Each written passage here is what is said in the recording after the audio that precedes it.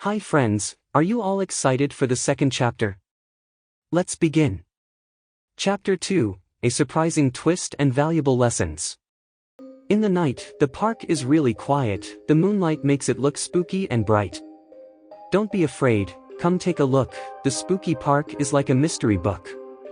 Adding to spooky experiences that villagers have been telling, once upon a time, Sarah was a really brave girl in town, but one night, she got curious and wanted to take a quick way through the scary park to get home faster. When she went into the dark part of the park, a cold wind made spooky sounds in the trees, and she heard a sad cry. She was so scared that she ran out of the park and never went through it again. There was a quiet man named Thomas who also had strange experiences in the spooky park. 2 times, he went into the park during the day, thinking it would be safe, but he felt like something was watching him. Weird shadows moved around, and he even heard spooky laughter far away. Both times, he left the park quickly, feeling very scared and not knowing what he saw. These spooky stories from brave people in the village reminded everyone about the scary park.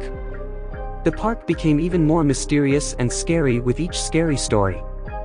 The next night after Bruno's task, it was Iggy's turn to take on the challenge she had given Bruno. She got ready by taking her candle and confidently walked to the park. She thought it would be easy, after all, she wasn't usually scared of anything. What she didn't know was that Bruno was quietly following her to the park's entrance. As Iggy entered the park, Bruno stayed behind, waiting to see what would happen and returned home after a few minutes. When Iggy got to a big, old tree, spooky sounds started again, scarier than before. She got really scared, dropped her candle, and ran home. When she arrived back home, she didn't say a word about what had happened. The next morning, Bruno suggested that they should go back to the park to see who had won the challenge.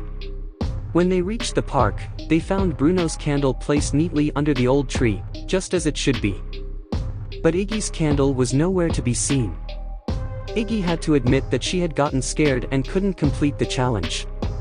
To her surprise, Bruno was overjoyed because he had won the challenge without expecting it.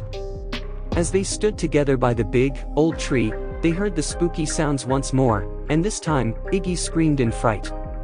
But Bruno, with a big smile on his face, showed her an old, broken bell hanging from a tree branch.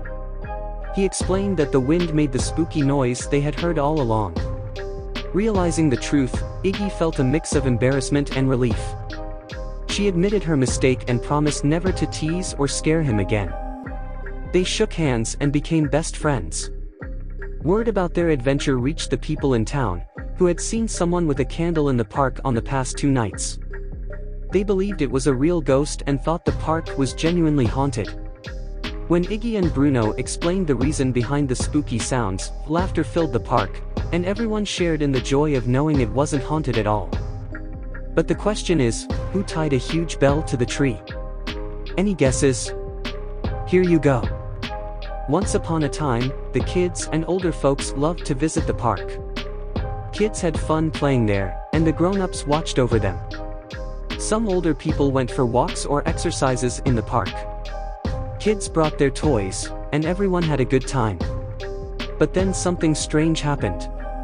Spooky sounds started coming from the park, like ghostly whispers and rustling noises. It scared everyone away, and the park became empty and lonely. Now that you know the secret, the scary sounds weren't ghosts at all. A long time ago, a boy's dad tied a bell to a tree in the park. The boy and his family were leaving village, and he wanted to leave something special behind to remember the park. He thought the bell would be perfect.